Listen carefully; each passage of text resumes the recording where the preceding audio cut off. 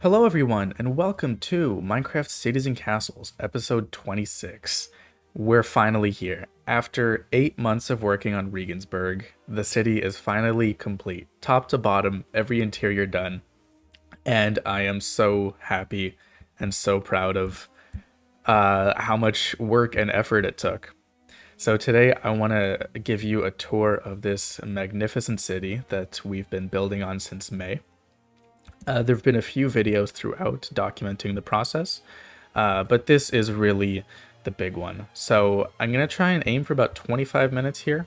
So without further ado, let's get right into it. So one of the main differences between Regensburg and some of the other places I've done is that there are multiple entrances to the city. This is the one that I consider to be the most main entrance. So essentially, this road from Dewberry carries us through here, past this border post. You can see it says Riegensberg up there. And we pass through all these flower fields, including a greenhouse conservatory here, which I want to pop into for a second. I also want to make a note. I'm using a texture that makes glass a bit more opaque because I really like having more opaque glass that you can't quite see through as well. But this is the inside. You can see we have all of our wonderful exotic plants that we're kind of keeping alive and storing here. I did a little post explaining my reasoning behind the conservatory, but basically it fits with one of the big themes of Regensburg, which is not only wealth, but specifically a kind of industrial, orderly vibe to the place. If we go down here, there's a little port where they're bringing things into the city. And continuing up along here, I built a small house inspired by The Boy and the Heron, the Studio Ghibli movie. So Lady Himi's house is like this little kind of flowery cottage, and I wanted to replicate that in-game, sort of. So that's why there's a little kind of flower cottage out here. It's basically the groundskeeper's place. Coming up, though, to the main city gate, we have a couple of statues. They're both Van Graffs. So the Van Graffs are a really important family in Regensburg. We can see the Van Graff estate over there, the big mansion. But Regensburg is basically controlled by a few really important families, like the Thysons and the Van Graffs, and a couple of other notable ones. But coming in here, we get to Regen's Square. Regen's Square and this whole, I'll show you, kind of western half of Regensburg is the older part of the city, mostly. So the canals that go through Regensburg kind of turn it into a few neighborhoods. So there is Regensburg West and the Old Green, which is all these like kind of old copper buildings. There is the East, and this chunk here is the East. And then this is south, and this is the industrial region. And you see that kind of spills over outside a little bit on every side. So there's always something outside the city walls to kind of catch your interest. But if we come back down here into the green, we'll see that there's kind of a big dissection, or bisection rather, of the city into two main parts. Not the city, the western part, basically.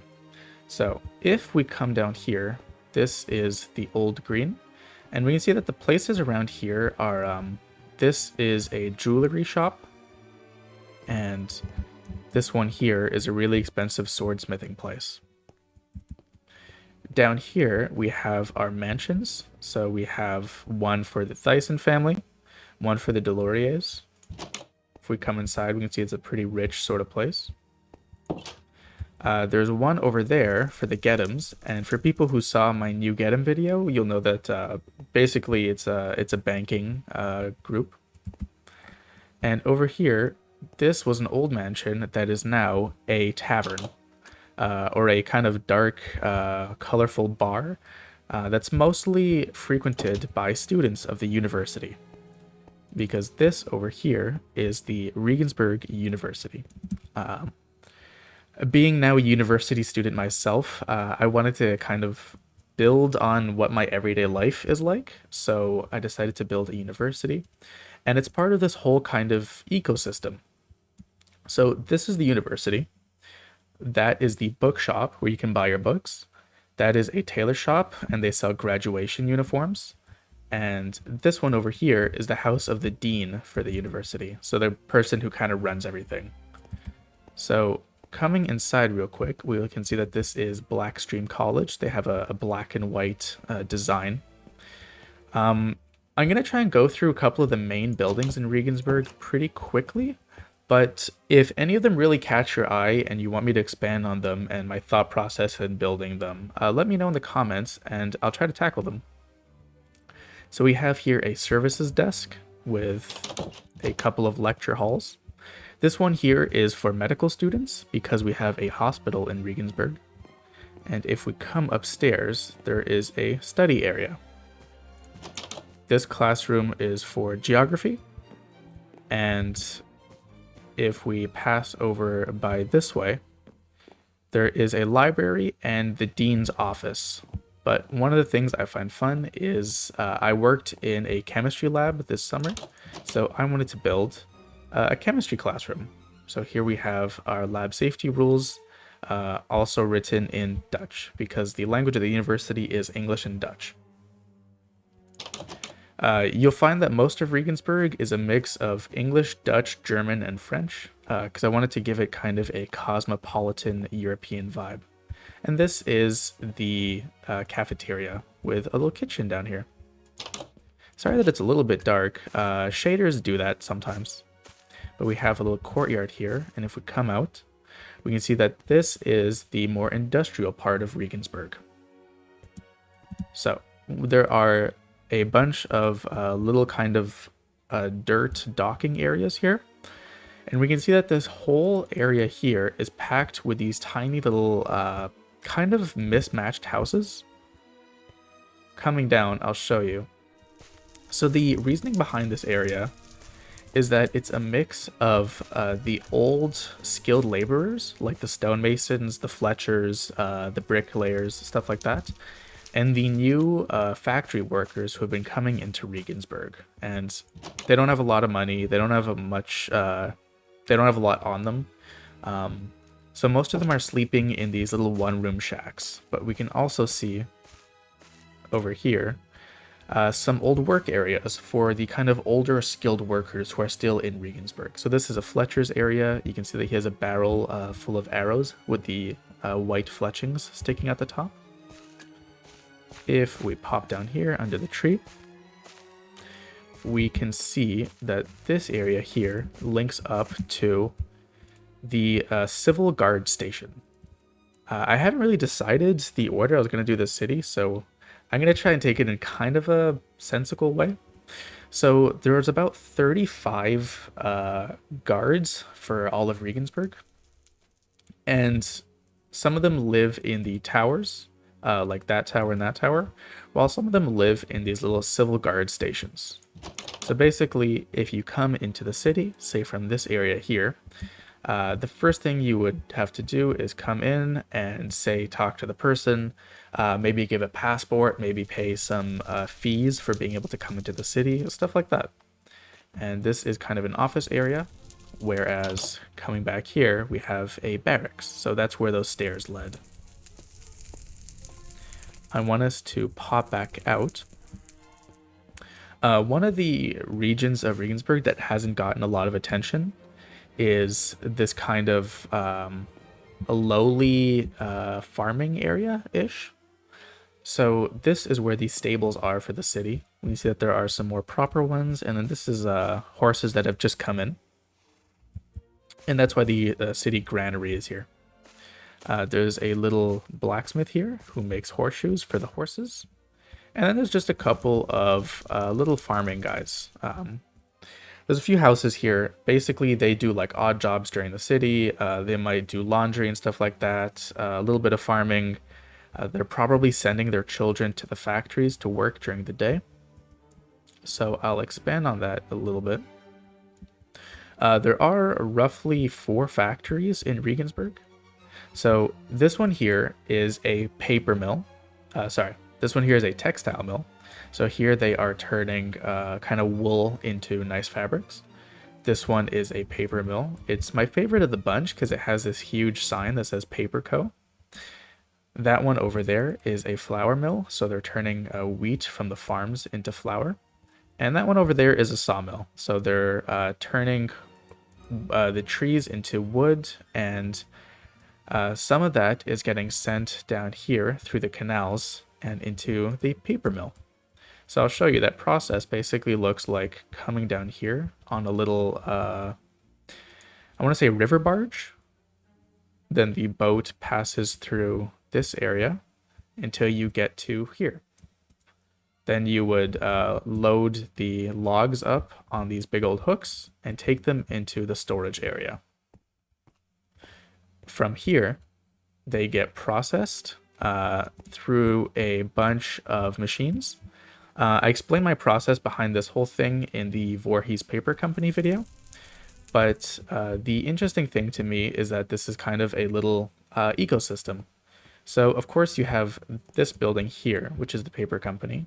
You have the coal storage area. There is the paper mill here. The textile mill. I don't know why I keep making that mistake.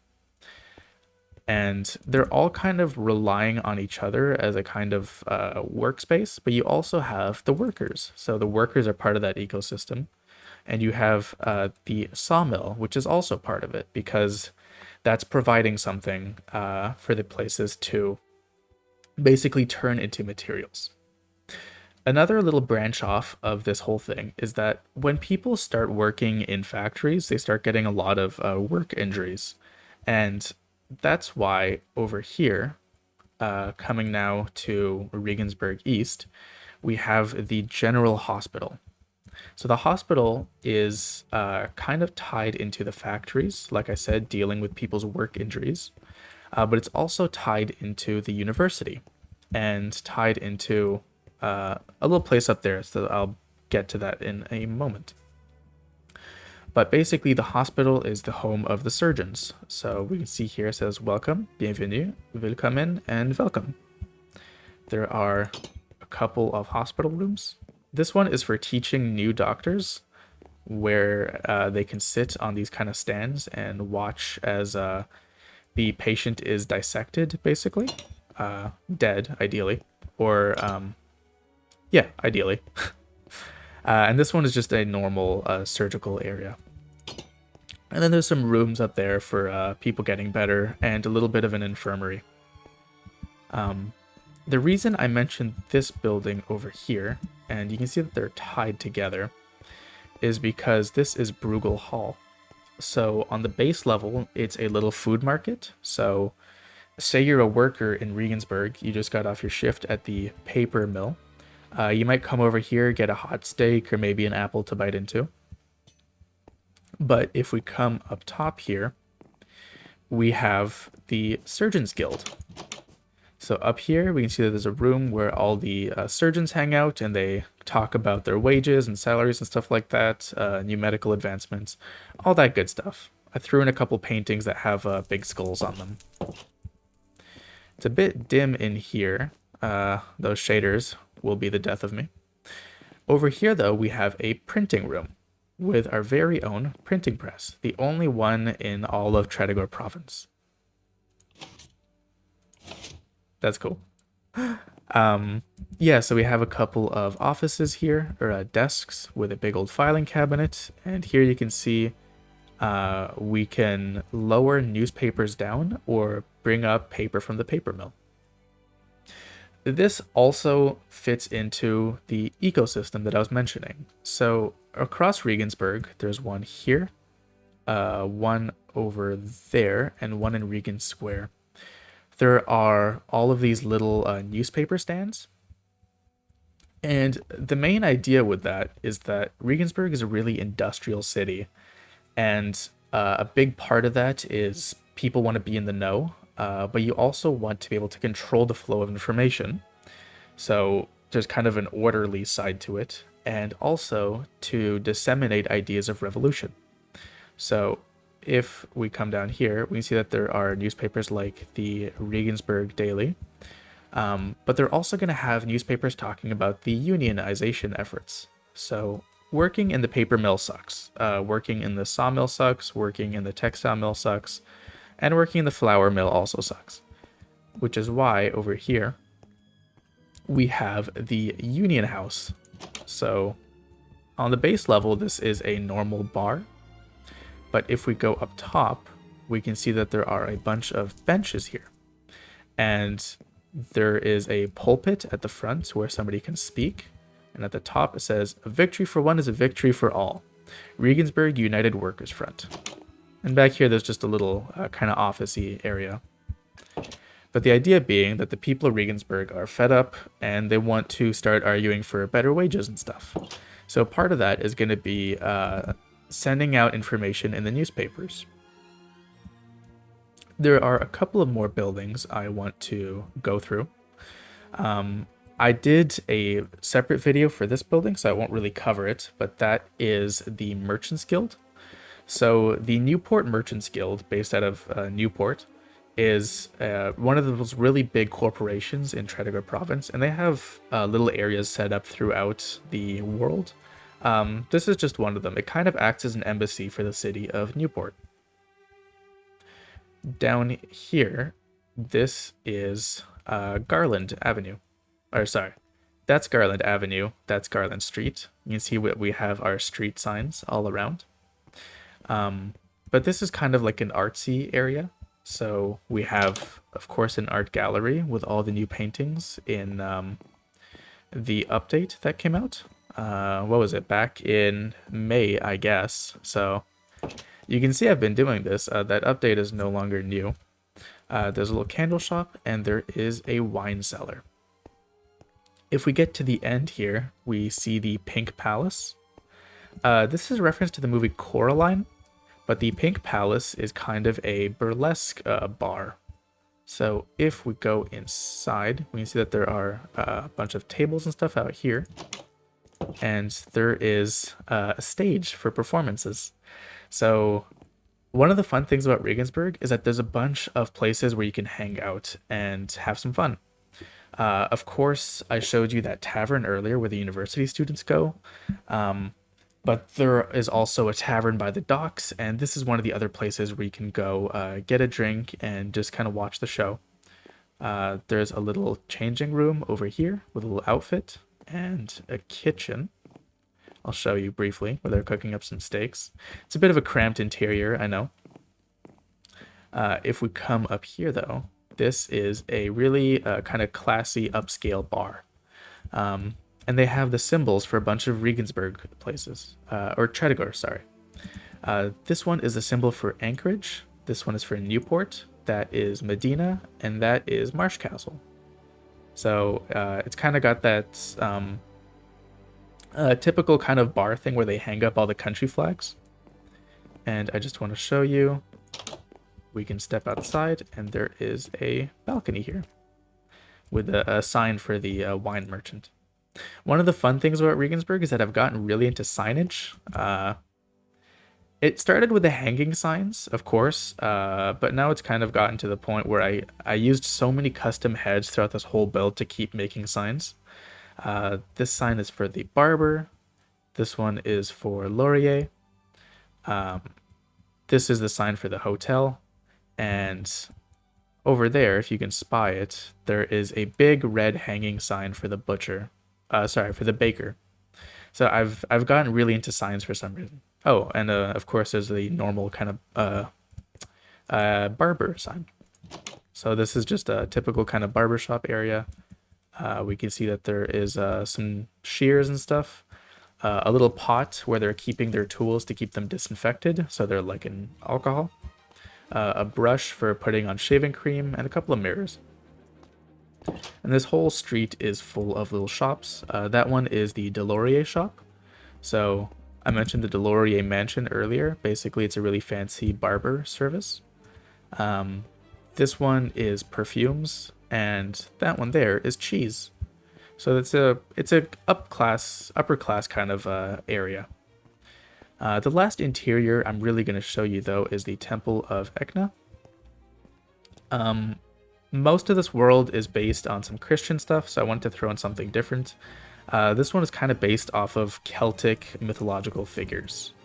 So we can see that there is this big kind of weird dark temple in the center of town.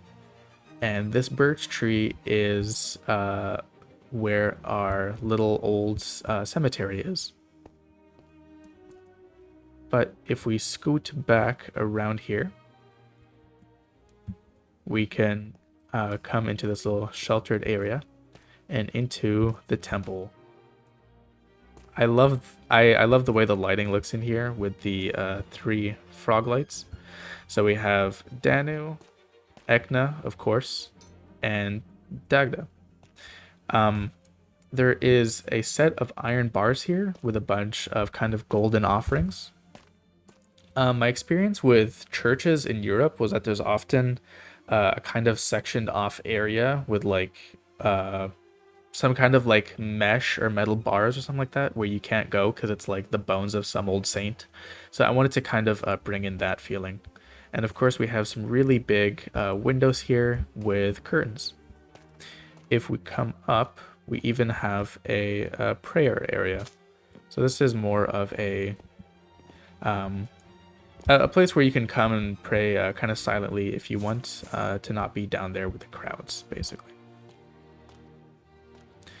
That is mostly going to do it for Riegensberg. I mean, I have done every single interior. I love some of them. I adore some of them. Some of them are just fine because, you know, there's a bajillion, but they all mean so much to me, and I spent so much working on this project that